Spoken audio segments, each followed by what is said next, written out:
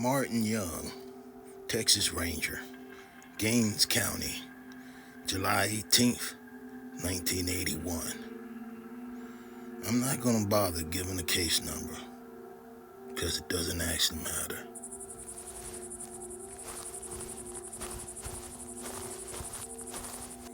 I was here in the Panhandle because of a string of disappearances. Hitchhikers, drifters, field hands. This was all out of sight until my sister's friend asked me to look for her brother. All the evidence pointed to disappearance around County Road 9. All the locals mentioned the name,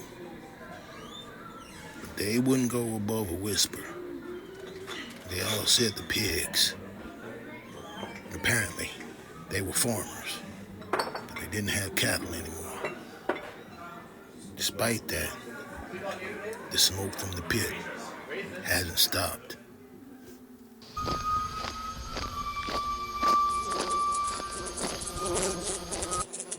If you blinked once, you'd miss the turn.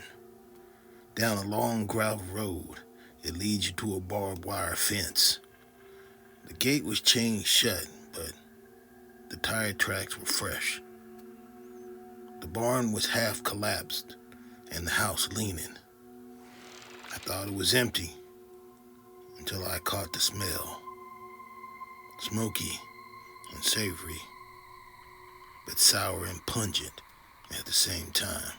I showed my way onto the property, which wasn't technically legal. Since I'm a Texas Ranger, gotta do what I gotta do, so long as the ends justify the means. There were pens behind the barn, fairly big ones, and very clean. I found a cellar door at the side of the house. I showed my way down the creaking wooden stairs. The side of the walls had scratches going down them. I began to see fingernails lodged into the cement. At the bottom of the basement, 2 tables, both stained with blood. On the wall, tools, lots of sharp bladed tools. At the other end were a line of old white enamel freezers. I didn't need to open them to know what I'd find, but I did anyway.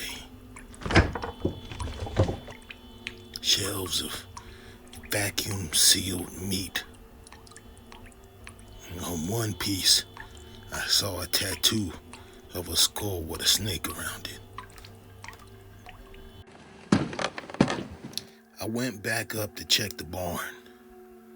I found clothes, shoes, backpacks, and camping supplies, all just piled in a corner. I heard them before I saw them. A faint hum, almost like they're saying grace,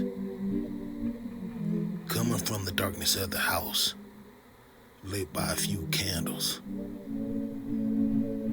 I could see the shadows on the walls. 3 large shadows and about 5 smaller ones. And 3 even smaller than that. I backed up to the corn rows and ran till I hit the gate.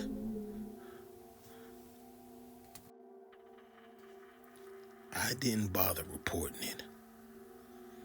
Told my sister's friend that I found no sign of her brother, and he had likely moved on.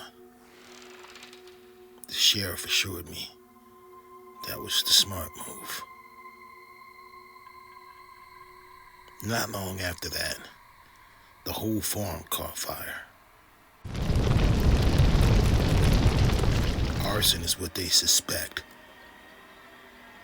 I didn't even bother asking about the Pyg family. And I suspect No one else did either.